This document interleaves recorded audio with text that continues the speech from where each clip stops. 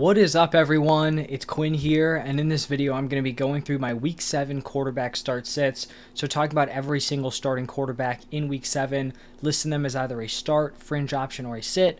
The starts are the players you feel very solid throwing into your lineup. These are going to be your mid to high-end QB1s. The fringe options, like your back-end QB1s, high-end QB2s, you may not love it, but they're serviceable in your lineup. And then sits are going to be players you would prefer to keep on your bench. Let's just dive right into the first matchup here. We have the Jaguars taking on the Saints, and Trevor Lawrence is day-to-day right now, so we're not sure if he's going to end up suiting up for this game. If he does play, I think he's a fringe option.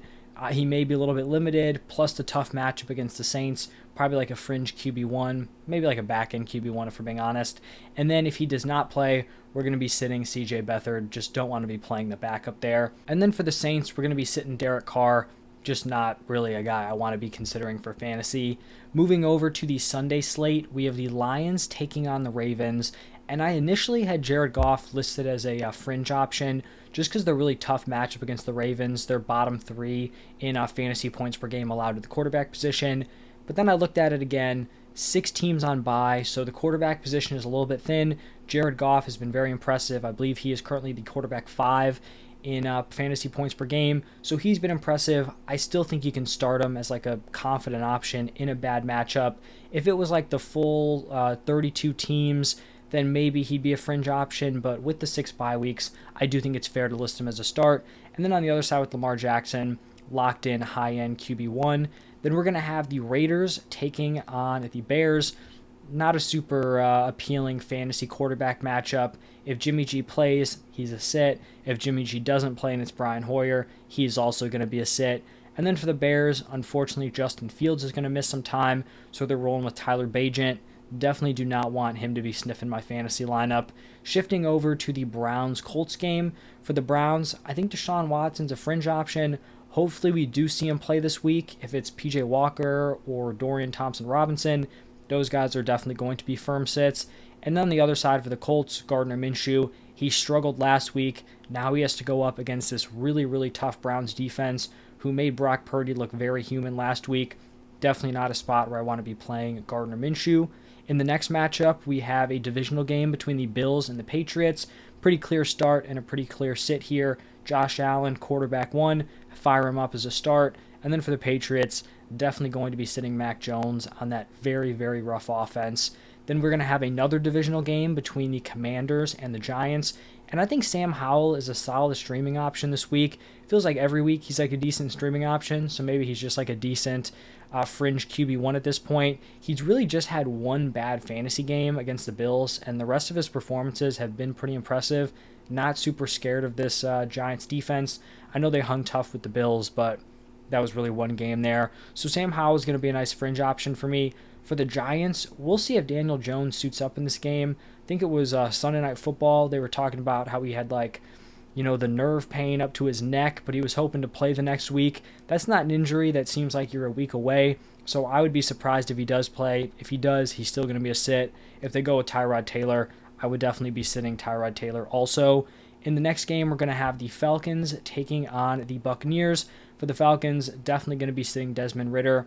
And then for the Buccaneers, I feel like Baker Mayfield's kind of like the cutoff of the fringe options. With the 6 teams on bye, a few fantasy-relevant quarterbacks mixed in there, I do think you could be in the market for a guy like Baker off of waivers. So I do think you could play him this week as like a higher-end QB2. Then moving over to the Steelers-Rams matchup, definitely do not want to be playing Kenny Pickett for fantasy, but maybe he gets a slight bump with Deontay Johnson coming back, but definitely not someone I'm considering in my lineup this week. Then we're going to have Matthew Stafford as a fringe option. Stafford continues to rack up a lot of passing volume. The touchdowns just haven't been there, which is what's been limiting his fantasy production. So we'll see if he's able to get that going. As of right now, I think he's like a fringe QB1 this week with the 6 teams on bye. Then we're going to have the Cardinals taking on the Seahawks. For the Cardinals, Josh Dobbs is going to be a pretty clear sit for me. He's had a few decent performances here and there, but definitely not someone I want to be consistently playing in my lineup or even here in Week 7. On the other side with Geno, I have him as a fringe option. He's been super disappointing. He was like a back-end QB1 last year. You add JSN, you keep DK Metcalf, Tyler Lockett. I think a lot of people thought he was a really nice late-round option. could replicate or even improve on his production from last year. That has not happened. He's struggled. He's regressed. So not great for Geno, but this is a great matchup here against the Cardinals. So maybe this is like a get-right situation for him. I think he's a fringe option. If he was playing better, he'd probably be more of a locked-in start, but that's just not where we're at this point in the season. And then moving over to the Packers-Broncos matchup. For the Packers, I think Jordan Love is a decent fringe option. He's been, pretty solid for fantasy so far. I believe he's the quarterback 10 in points per game. Broncos defense, not exactly some elite top tier unit. So I think it's a nice matchup with Jordan Love as like a back end QB1 this week. Then for the Broncos, on a point per game basis, Russell Wilson is like a high end QB2. I just don't really feel like this offense is trending in the right direction. And the Packers defense has actually been pretty tough against opposing quarterbacks for fantasy. So I have Russell Wilson as a sit. If you're desperate, I get firing him up. It just definitely does not feel good if he's your QB1 in your lineup.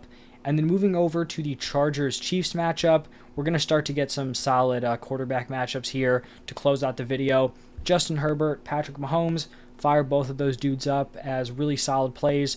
Justin Herbert, I believe he's the QB1 in points per game right now, so you got to like him. And then Patrick Mahomes, I will say for Mahomes, I don't know if he's like that locked-in high-end QB1 at this point, just based on the weapons around him, nothing to do with him as a player. He just doesn't have the weapons to kind of elevate him like some of the other guys do, but I still think he's a really strong start. Even if he's like a mid-tier QB1, definitely still someone who you're locked and loading into your lineup every single week. And then the Sunday night game, another solid QB showdown here. Tua going up against Jalen Hurts. This could definitely kind of turn into a shootout situation here. Obviously, the Eagles have a solid defense, but Dolphins have pretty much been able to score on everyone except for the Bills. Dolphins defense isn't super intimidating. Eagles offense could kind of get right here. So I like Tua and Jalen Hurts as both very, very solid starts. And then the final game of the week, 49ers taking on the Vikings.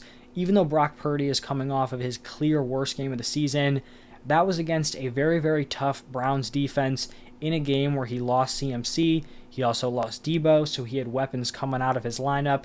It seems like all those guys are like day-to-day, have a shot at playing, so we could get both CMC and Debo back. We'll see, but this is also just a much easier matchup here against the Vikings compared to the Browns last week. So I like Brock Purdy as a start in this one. And then Kirk Cousins, tough to list him as a sit because he's been a pretty solid fantasy option so far, but I really did not like what we saw out of his fantasy production against the Bears. That was a matchup where without Justin Jefferson, you're kind of easing into this new offense without your wide receiver one. Bears have been a great matchup for opposing fantasy quarterbacks, and Kirk Cousins kind of laid a clunker. So you go from not putting up great numbers against the Bears to now having to go up against the 49ers defense, which have allowed bottom 3 fantasy points per game to the quarterback position. It's not a great spot.